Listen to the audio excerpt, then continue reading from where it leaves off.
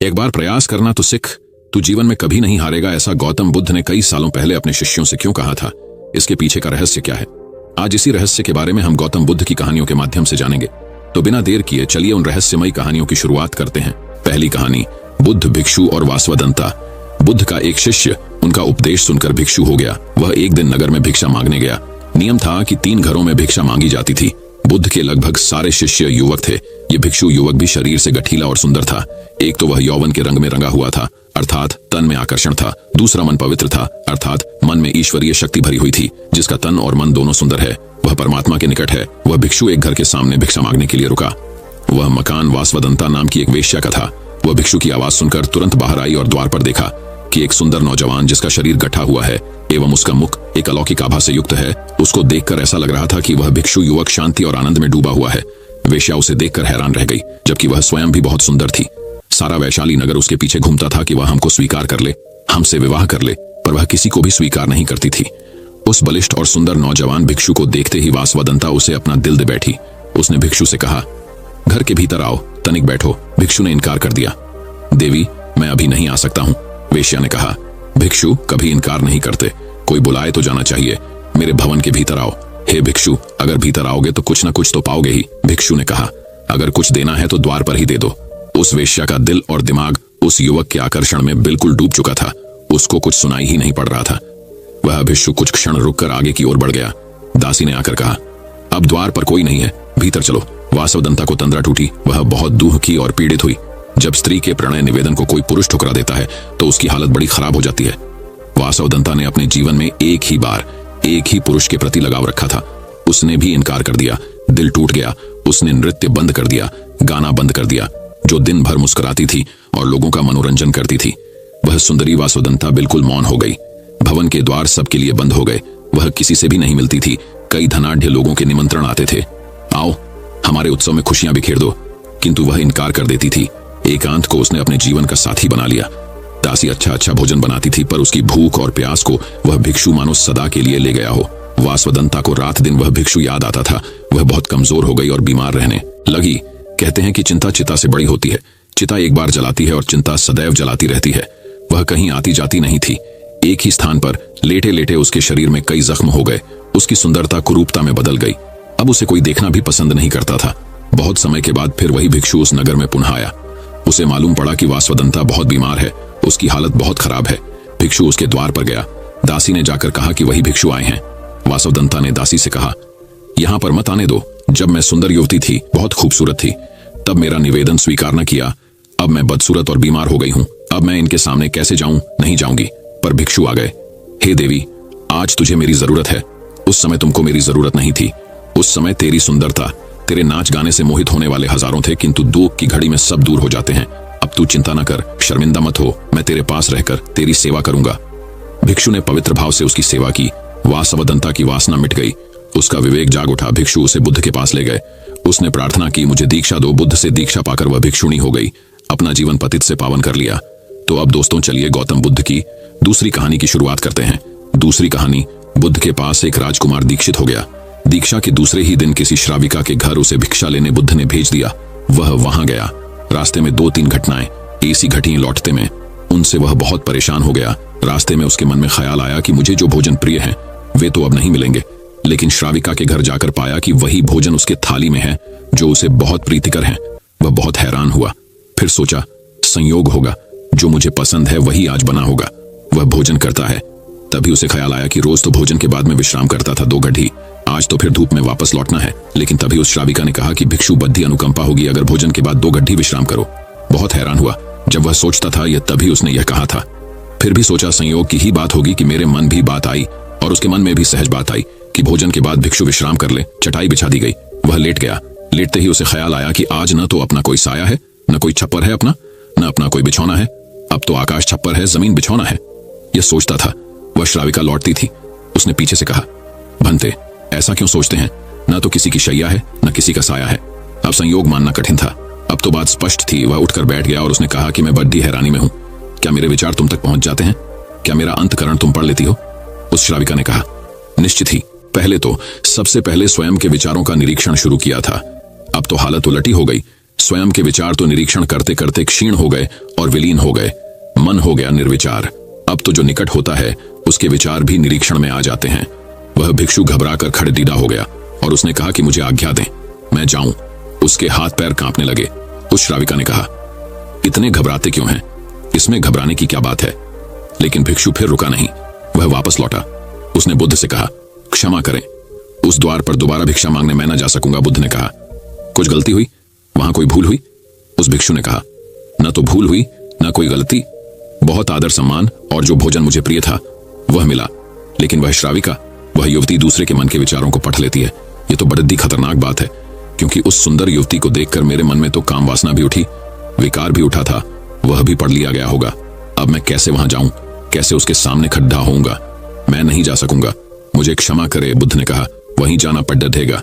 अगर ऐसी क्षमा मांगनी थी तो भिक्षु नहीं होना था, जानकर वहां भेजा है, और जब तक मैं न रोकूंगा तब तक वहीं जाना पड़ देगा। महीने 2 महीने, वर्ष 2 वर्ष, निरंतर यही तुम्हारी साधना होगी। लेकिन होश पूर्वक जाना, भीतर जागे हुए जाना और देखते हुए जाना कि कौन से विचार उठते हैं, कौन सी वासनाएं उठती हैं, और कुछ भी मत करना। लड़ना मत, जागे हुए जाना, देखते हुए जाना, भीतर की क्या उठता है क्या नहीं उठता। वह दूसरे दिन भी वहीं गया। दोस्तों, इत्तेफाक से ऐसा सोच लो उसकी जगह आप ही जा रहे हैं और वह श्राविका आपका मन पढ़ लेती है, और वह बहुत सुंदर है, बहुत आकर्षक है, बहुत सम्मोहक है, और वह मन पढ़ लेती है आपका। हाँ, मन न पढ़ती होती, यह आपको पता ना होता तो फिर मन में आप कुछ भी करते। आज क्या करेंगे, आज आप ही जा रहे हैं। उसकी जगह भिक्षा मांगने रास्ते पर आप हैं। वह भिक्षु बहुत खतरे में है, अपने मन को देख रहा है, जागा हुआ है। आज पहली दफा जिंदगी में वह जागा हुआ चल रहा है सड़क पर। जैसे जैसे उस श्राविका का घर करीब आने लगा, उसका होश बढ़ने लगा। भीतर जैसे एक दिया जलने लगा और चीजें साफ दिखाई पड़ने लगी और विचार घूमते हुए मालूम होने लगे। जैसे उसकी सीढ़ियां चढ़ा, एक सन्नाटा छा गया भीतर। होश परिपूर्ण जग गया। अपना पैर भी उठाता है तो उसे मालूम पड़ रहा है, श्वास भी आती जाती है तो उसके बोध में है। जरा सा भी कंपन विचार का भीतर होता है, लहर उठती है कोई वासना की, वह उसको दिखाई पड़ रही है। वह घर के भीतर प्रविष्ट हुआ, मन में और भी गहरा शांत हो गया। वह बिल्कुल जगा हुआ है, जैसे किसी घर में दिया जल रहा हो और एक एक चीज कोना कोना प्रकाशित हो रहा हो। वह भोजन को बैठा, उसने भोजन किया, वह उठा, वह वापस लौटा। वह उस दिन नाचता हुआ वापस लौटा, बुद्ध के चरणों में गिर पड़ा था और उसने कहा, अद्भुत हुई बात। जैसे जैसे मैं उसके निकट पहुंचा और जैसे जैसे मैं जागा हुआ हो गया, वैसे वैसे मैंने पाया कि विचार तो विलीन हो गए, कामनाएं तो क्षीण हो गईं, और मैं जब उसके घर में गया तो मेरे भीतर पूर्ण सन्नाटा था। वहां कोई विचार नहीं था, कोई वासना नहीं थी, वहां कुछ भी नहीं था। मन बिल्कुल शांत और निर्मल दर्पण की भांति था। बुद्ध ने कहा, इसी बात के लिए वहां भेजा था, कल से वहां जाने की जरूरत नहीं। अब जीवन में इसी भांति जियो जैसे तुम्हारे विचार सारे लोग पढ़ रहे हों। अब जीवन में इसी भांति चलो जैसे जो भी तुम्हारे सामने है वह तुम्हें जानता है, तुम्हारे भीतर देख रहा है। इस भांति भीतर चलो और भीतर जागे रहो। जैसे जैसे जागरण बढ़ेगा वैसे वैसे विचार वासनाएं क्षीण होती चली जाएंगी। जिस दिन जागरण पूर्ण होगा उस दिन तुम्हारे जीवन में कोई कालिमा, कोई क्लेश रह जाने वाला नहीं है। उस दिन एक आत्मक्रांति हो जाती है। इस स्थिति के जागने को, इस चैतन्य के जागने को मैं कह रहा हूं विवेक का जागरण। तो चलिए अब दोस्तों बढ़ते हैं हमारी तीसरी कहानी की तरफ। तीसरी कहानी, जीवन में जितनी अधिक सुविधाएं होती हैं, परेशानियां भी उतनी अधिक होती हैं। एक राजा अपने पुत्र से बेहद ही प्यार करता था और इस राजा ने अपने पुत्र को हर सुविधा दे रखी थी। राजा कभी भी राजकुमार को किसी भी चीज की कमी नहीं होने देते थे और राजकुमार की सेवा में राजा ने 10 नौकर लगा के रखे थे। राजकुमार पूरी तरह से इन नौकरों पर निर्भर था। हालांकि इतनी सुविधा मिलने के बाद भी राजकुमार खुश नहीं रहा करता था। राजकुमार के खुश न होने की वजह से राजा भी दुखी रहते थे और यही सोचते थे कि आखिर मैं ऐसा क्या करूं कि राजकुमार खुश रहने लग जाए। एक दिन राजा के मंत्री ने उनसे कहा, महाराज आप गौतम बुद्ध के पास जाएं और उनको अपनी परेशानी बताएं। गौतम बुद्ध के पास आपकी परेशानी का हल जरूर होगा। अपने मंत्री की बात को मानते हुए राजा तुरंत गौतम बुद्ध से मिलने के लिए उनके आश्रम चले गए। आश्रम में प्रवेश करते ही राजा ने पाया कि आश्रम में मौजूद हर भिक्षु काफी खुश थे और हर भिक्षु खुशी के साथ अपने अपने कार्यों को करने में लगा हुआ था। कुछ देर बाद राजा गौतम बुद्ध से मिलते हैं और गौतम बुद्ध से कहते हैं, मैंने अपने बेटे को हर सुविधा दे रखी है और हर वक्त नौकर मेरे बेटे की सेवा में लगे रहते हैं, लेकिन इसके बाद भी मेरा पुत्र खुश नहीं रहता है। वहीं आपके आश्रम में रहने वाले भिक्षुओं के पास कुछ भी नहीं है, फिर भी ये भिक्षु खुश हैं और अपने कार्यों को मजे के साथ कर रहे हैं। भला ऐसा क्यों?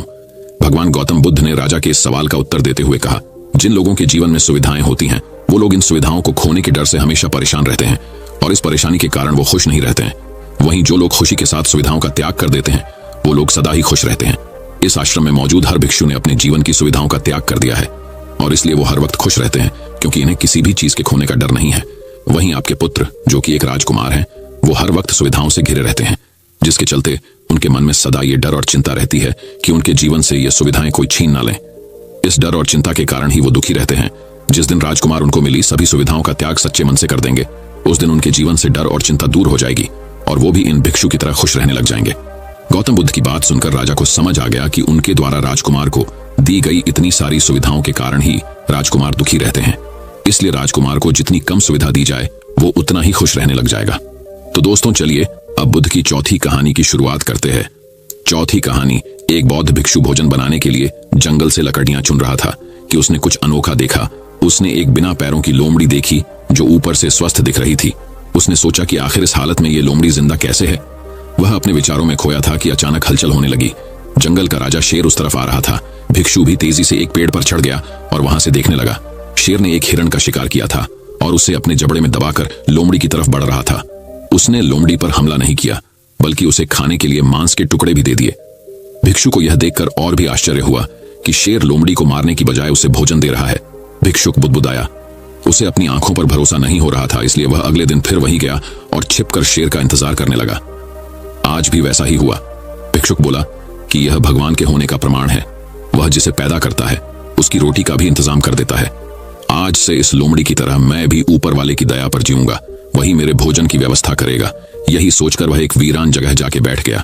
पहला दिन बीता, कोई नहीं आया। दूसरे दिन कुछ लोग आए पर किसी ने भिक्षुक की ओर नहीं देखा। धीरे धीरे उसकी ताकत खत्म हो रही थी। वह चल फिर भी नहीं पा रहा था। तभी एक महात्मा वहां से गुजरे और भिक्षु के पास पहुंचे। भिक्षु ने अपनी पूरी कहानी महात्मा को सुनाई और बोला, आप ही बताएं कि भगवान मेरे प्रति इतना निर्दयी कैसे हो गया। किसी को इस हालात में पहुंचाना पाप नहीं है। बिल्कुल है, महात्मा जी ने कहा, लेकिन तुम इतने मूर्ख कैसे हो सकते हो?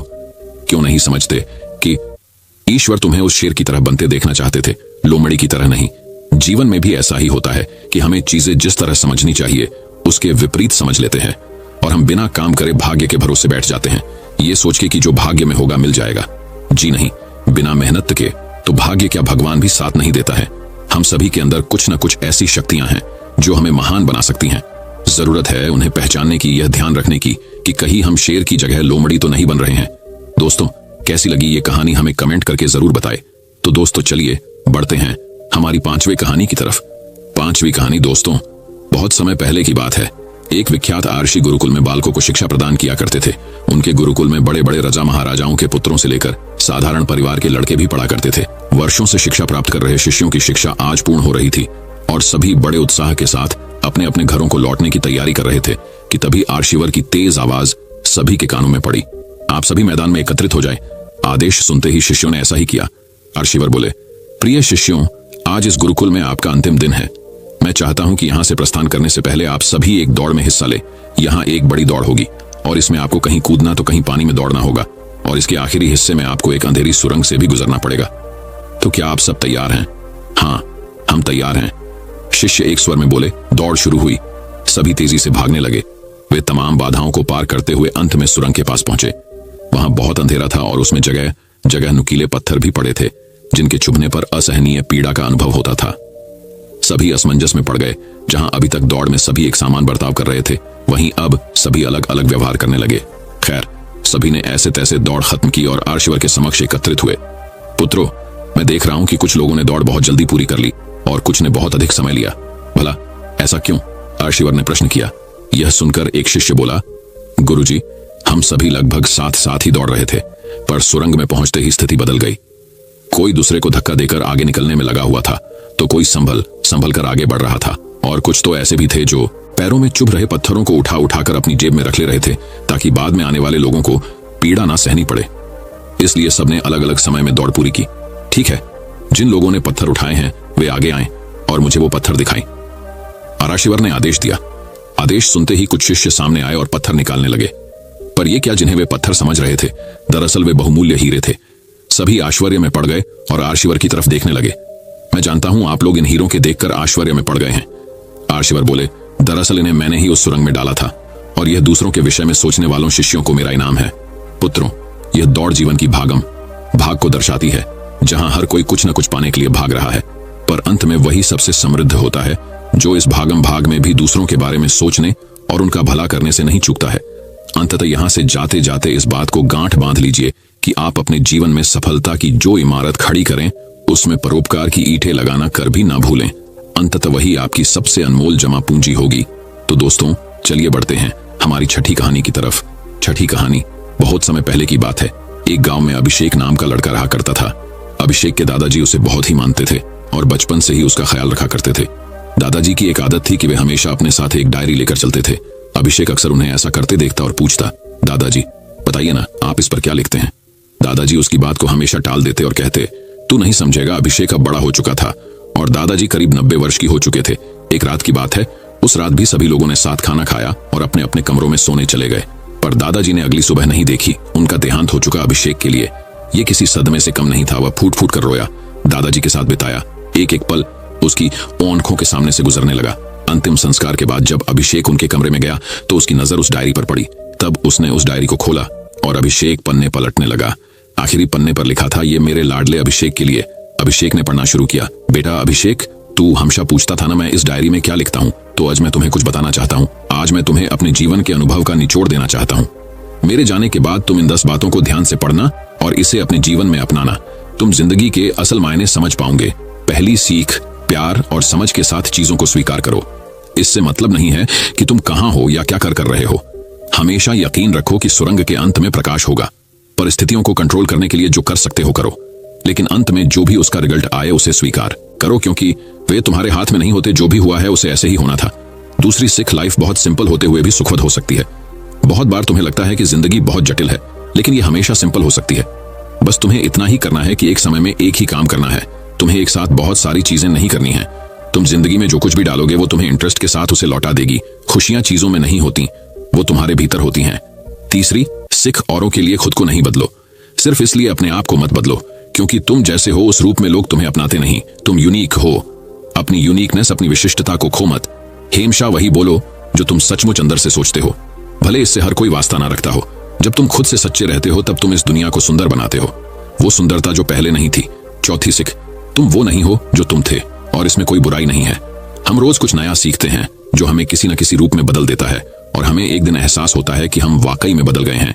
इसलिए कभी इसके लिए अफसोस मत करना। बदलाव प्रकृति का नियम है। पांचवी सीख, जो होता है अच्छे के लिए होता है। हमारे साथ जो कुछ भी होता है वो आज हमें चाहे जैसा लगे, पर बाद में पता चलता है कि वो हमारे भले के लिए ही था। जिंदगी तुम्हें कई जगह ले जाएगी, अलग अलग अनुभव कराएगी, खट्टे मीठे हर तरह के अनुभव। ये सब बातें तुम्हें जीवन में आगे बढ़ने में करने में मदद करेंगी। इसलिए कभी निराशा में मत डूबना। हमारे साथ वही होता है जो हमारे साथ सबसे अच्छा हो सकता है। छठी सीख, खुशियां चुनो, पैसे नहीं। बहुत लोग ये सोचते हैं कि पैसा उनके जीवन में खुशियां ला सकता है, लेकिन दौलत का पीछा करने का कोई मतलब नहीं। हाँ, पैसा जरूरी है, लेकिन बस उसी के पीछे भागते रहना एक बहुत बड़ी गलती है। हर एक निर्णय में पहले खुशियों को देखो, बाद में बैंक बैलेंस। इस तरह जब तुम बूढ़े होगे तो तुम चीजों की असल कीमत जानोगे, उनकी मॉनेटरी वैल्यू नहीं। तब तुम समझोगे कि जिंदगी की सबसे कीमती चीजें ऐसी होती हैं जिन्हें पैसा नहीं खरीद सकता। सातवीं सीख, निश्चय करो कि तुम पॉजिटिव रहोगे। जिंदगी के बारे में एक बहुत जरूरी चीज जो तुम्हें समझनी चाहिए वो ये कि अगर तुम खुश नहीं हो तो ये परिस्थितियों की वजह से नहीं, बल्कि तुम्हारे खुश ना रहने के निर्णय की वजह से है। हर बार जब जिंदगी तुम्हारे रास्ते में बाधा डाले तब एक बड़ी सी मुस्कान दो, उसकी मौजूदगी स्वीकार करो और हंसते हुए उसे पार करो। खुश रहने का निर्णय लो और चाहे जो हो जाए अपने निर्णय पर अडिग रहो। यही खुश रहने का रहस्य है। आठवीं सीख, जिन लोगों से तुम प्यार करते हो उन पर पूरा ध्यान दो। जब तुम अपने किसी करीबी से पूछो कि वो कैसा है, तो बस ओके सुनकर आगे मत बढ़ जाओ। उसकी आंखों में देखो और पूछो उसका दिन कैसा गया और वो कैसा महसूस कर रहा है। अगर तुम्हें ऐसा लगता है कि तुम्हारे दोस्त बस तुम्हें जरूरत में याद करते हैं तो चिंता मत करो। खुश रहो कि तुम उनके लिए एक उम्मीद की किरण के समान हो। नौवीं सीख, कभी कभी कुछ लोगों को पीछे छोड़ना पड़ता है। जिंदगी में टकराने वाले सभी लोग अच्छे नहीं होते। कुछ मामलों में वे हमारे जीवन के बढ़त को इंप्रूव नहीं करते हैं। जब जान जाओ कि कोई व्यक्ति तुम्हारे लिए सही नहीं है तो मजबूरी में उससे चिपके मत रहो। एक सही डिसीजन लो और आगे बढ़ जाओ। 10वीं सीख, हर एक एंडिंग हैप्पी एंडिंग नहीं होती। फेलियर भी लाइफ का एक हिस्सा है। जरूरी नहीं कि तुमने जो कुछ भी शुरू किया उसका एक सुखद अंत हो। इसीलिए जब बहुत प्रयास करने पर भी हैप्पी एंडिंग ना हो तो बेहतर होगा कि तुम एक नई शुरुआत करो। कभी भी पुराना सब कुछ छोड़कर नया शुरू करने से डरो मत, चाहे तुम उम्र के किसी भी पड़ाव पर हो। तो अब दोस्तों चलिए बढ़ते हैं हमारी 7वीं कहानी की तरफ। 7वीं कहानी कमलेश्वर की कहानी। एक बौद्ध भिक्षु था। उसने 6 खंडों में भगवान गौतम बुद्ध की जीवनी लिखी। लगभग 3000 पृष्ठों के उस भारी भरकम ग्रंथ को प्रकाशित करने के लिए कोई प्रकाशक तैयार नहीं हुआ। भिक्षु बहुत निराश हुआ। तब समाज के कुछ लोगों ने सोचा कि क्यों न भगवान गौतम बुद्ध की इस जीवन कथा को चंदा जमा करके छपवा दिया जाए। इससे समाज का हित होगा। दया, क्षमा, अहिंसा और करुणा का संदेश घर घर पहुंचेगा। लोगों ने चंदा जमा करना शुरू कर दिया। जो भी चंदा आता वे उसे बौद्ध भिक्षु को सौंप देते थे। धीरे धीरे पर्याप्त से अधिक ही पैसा जमा हो गया और एक दिन लोग आश्चर्यचकित और ठगे से रह गए जब उन्हें पता लगा कि चंदे की भारी भरकम राशि के साथ वह बौद्ध भिक्षु गायब हो गया है। कम से कम एक बौद्ध भिक्षु जैसे आदर्शवादी से उन्हें ऐसी बेईमानी की उम्मीद नहीं थी। वह बौद्ध भिक्षु लापता था। 3-4 वर्ष बाद उसी तरह का एक बौद्ध भिक्षु दूर दक्षिण प्रदेश में घूमता पाया गया। वह भी यही कहता था कि उसने 6 खंडों में भगवान गौतम बुद्ध की जीवनी लिखी है। वह उसे प्रकाशित करवाना चाहता है। इस बार भी कोई प्रकाशक उस भारी भरकम ग्रंथ में पैसा लगाने को तैयार नहीं हुआ। दक्षिण प्रदेश के लोगों ने उत्तरी क्षेत्र के लोगों की तरह ही सोचा कि क्यों न महात्मा गौतम बुद्ध की जीवन कथा को चंदा जमा करके छपवा दिया जाए। इससे समाज का हित होगा। दया, क्षमा, अहिंसा, करुणा जैसे महान विचारों का प्रचार होगा। लोगों ने चंदा जमा करना शुरू कर दिया। वे भी चंदे की राशि को बौद्ध भिक्षु को सौंप देते थे। उन्हें मालूम नहीं था कि उत्तर भारत में यही व्यक्ति चंदे की मोटी पूंजी लेकर चंपत हो चुका है। आखिर काफी चंदा जमा हो गया और एक दिन लोग आश्चर्यचकित और ठगे से रह गए जब उन्हें मालूम हुआ कि बौद्ध भिक्षु चंदे की मोटी रकम लेकर चंपत हो गया है। लेकिन अब सिवा पछताने के किया भी क्या जा सकता था। धीरे धीरे यह बात उत्तर दक्षिण में फैल गई कि एक बौद्ध भिक्षु भगवान गौतम बुद्ध की जीवनी लिखने और उसे प्रकाशित करने के नाम पर धोखाधड़ी का धंधा कर रहा है। फिर कुछ समय बीत गया। 3-4 वर्ष बाद वह सारनाथ मंदिर परिसर में घूमता हुआ पाया गया। वह पहचाना गया। लोगों ने उसे पकड़ लिया, उसकी लानत मलामत की, अपमान किया। उसने अपना अपराध मंजूर किया। एक प्रकाशक को इस घटना का पता चला। उसने सोचा कि यह भिक्षु तो बेईमान है ही। यह भगवान गौतम बुद्ध की जीवनी के नाम पर फिर समाज को धोखा दे सकता है। अच्छा यही होगा कि भगवान बुद्ध की जीवन कथा को प्रकाशित कर दिया जाए। फिर न रहेगा बांस, न बजेगी बांसुरी। धोखाधड़ी का सिलसिला ही खत्म हो जाएगा। आखिर किताब का पहला खंड प्रेस में दे दिया गया। शुरू के पन्नों के मैटर का सवाल आया। वही पृष्ठ जिस पर कॉपीराइट, मूल्य संस्करण वगैरह का ब्यौरा दिया जाता है। बौद्ध भिक्षु ने उस पर लिखा 3रा संस्करण। प्रकाशक चौंका। उसे लगा कि भिक्षु फिर किसी बेईमानी पर उतारू है। उसने भिक्षु से पूछा, इस 3रे संस्करण का क्या मतलब है? क्या यह ग्रंथ 2 बार पहले कहीं छप चुका है? यही समझिए, भिक्षु ने उत्तर दिया।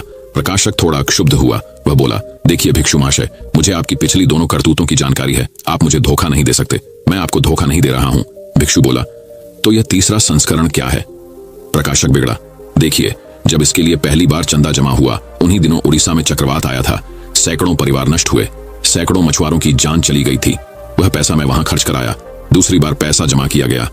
गुजरात में भूकंप आ गया। चंदे का पैसा मेरे पास था। वह पैसा मैंने भूकंप पीड़ितों की सेवा में लगा दिया। यही तो भगवान बुद्ध के जीवन और उनकी करुणा का संदेश है।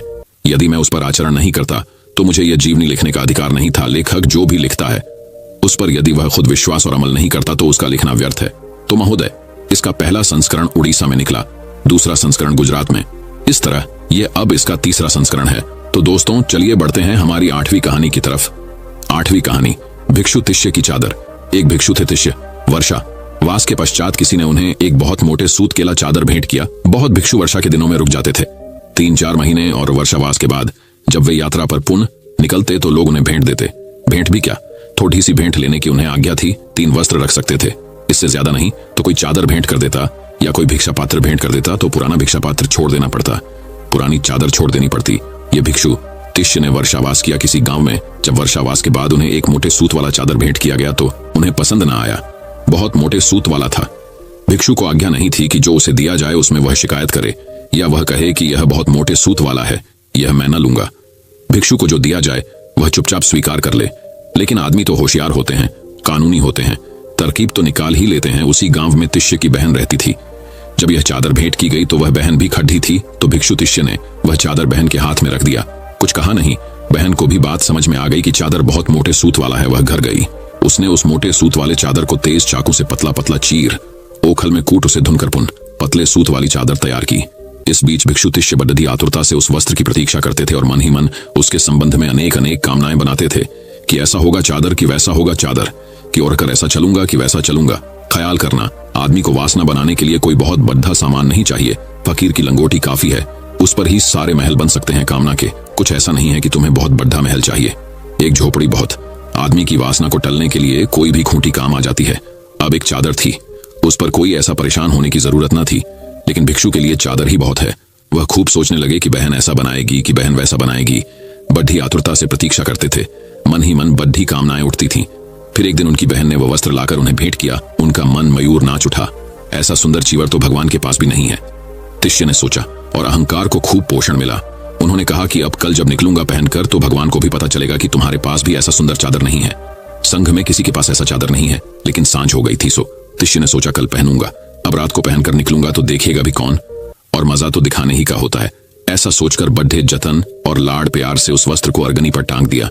वे रात उसकी चिता में ठीक से सो भी न सके। जिसके पास भी कुछ है वह चिंता की वजह से सो नहीं पाता, इसलिए गरीब सो लेता है। अमीर नहीं सो पाता। अमीर को सोना चाहिए ज्यादा शांति से। उसके पास सब है, गरीब के पास कुछ भी नहीं है, लेकिन गरीब सो लेता है। अमीर नहीं सो पाता। जैसे जैसे धन बढ़ता है वैसे वैसे चिंता बढ़ती है। ये भिक्षु तिष्य रोज शांति से सो लेते थे। आज बड्ढी बेचैनी में पड़ गए। रात कोई चुरा ही ले। अब भिक्षु ठहरते थे एक ही जगह, एक ही छप्पर के नीचे हजारों भिक्षु ठहरते थे। रात कोई उठा ही ले तो सुबह पता लगाना मुश्किल हो जाएगा। और चादर ऐसी है कि किसी की भी आंख में गड़ सकती है। और किसी ने देख ही ली हो बहन को लाते हुए, और कोई इसकी प्रतीक्षा में बैठा हो, तो रात भय के कारण 2-4 बार तो उठकर अंधेरे में टटोल कर उन्होंने देख लिया कि चादर अपनी जगह है या नहीं। नींद में उस सुंदर वस्त्र के संबंध में तरह तरह के स्वप्न भी चलते रहे। कब सुबह हो और कब पहनूं, ऐसी वासना पास पास मंडराती रही। संयोग की बात कि उसी रात तिष्य का देहांत हो गया। वह चीवर के प्रति इतनी अति बलवती तृष्णा थी इनकी उस चादर चीवर के प्रति कि तिष्य मरकर चीलर हो गए और उसी चीवर में समा गए। मरते ही चीलर हो गए और चीवर में जा बैठे। दूसरे दिन भिक्षु उनके मृत शरीर को जलाकर नियमानुसार उस चीवर को परस्पर बांटने के लिए उठाए। यह भी नियम था, जब एक भिक्षु मर जाए तो उसकी वस्तुएं बांट दी जाए, जिनके पास न हो उन्हें दे दी जाए। वह चीलर तो पागल हो उठा। वह चीलर अब तो तिष्य कहां थे, अब तो चीलर हो गए थे। वह उस चादर में छिपे बैठे थे। वह बिल्कुल पागल हो उठा। हमारी वस्तु लूट रहे हैं कहकर इधर उधर दौड़ने और चिल्लाने लगा।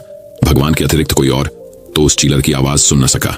भगवान ने उसकी आवाज सुनी हंसे, और उन्होंने आनंद से कहा, आनंद, उन भिक्षुओं से कह दो कि तिष्य की चीवर को अभी वहीं की वहीं रख दें। 7वें दिन बाद वह चीलर मर गया। चीलर की उम्र कितनी, जब तिष्य ही मर गए तो चीलर की कितनी उम्र, चीलर कितनी देर जिएगा। तब भगवान ने भिक्षुओं को तिष्य के चीवर को आपस में बांट लेने को कहा। भिक्षुओं ने स्वभावतः भगवान से 1 सप्ताह पहले रुक जाने और फिर आज अचानक बांटने की आशा देने का कारण पूछा। तब भगवान ने तिष्य के चीलर होने और दोबारा मरने की बात बताई और कहा, कामी अनंत बार मरता है। जितनी कामना उतनी मृत्यु, क्योंकि जितनी कामना उतने जन्म। प्रत्येक कामना एक जन्म बन जाती है और प्रत्येक कामना एक मृत्यु बन जाती है। दोस्तों, मैं उम्मीद करता हूं कि यह कहानी सुनने से आपके जीवन में अच्छे बदलाव आए होंगे। आपको इस वीडियो से क्या सीखने मिला ये कमेंट करके जरूर बताएं, और अपने परिवार, दोस्तों या आपके करीबी इंसान के साथ ये कहानी शेयर करके उन्हें भी इस ज्ञान से परिचित करवाएं।